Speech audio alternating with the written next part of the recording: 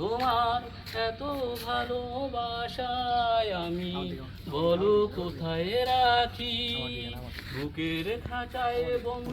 এখানে পাচ্ছেন আপনারা প্রিন্স মনিরুল আর হচ্ছে গিয়ে সালে পাগলা। হ্যাঁ সালে পাগলা। না, দর্শক কেমন আছেন সবাই? আজকে আমরা আসছি প্রিন্স মনিরুলের সাথে দেখা করতে আর সিঙ্গার সালে পাগলা। চলুন আমরা তাদের ইন্টারভিউ নেই। এই হচ্ছে আমাদের বিশ্ব শিল্পী সালে পাগলা। হ্যাঁ, আপনারা সাপোর্ট করলে আমি আগায় যেতে পারবো। আচ্ছা আচ্ছা, ঠিক আছে, ওকে, তারাই দেই।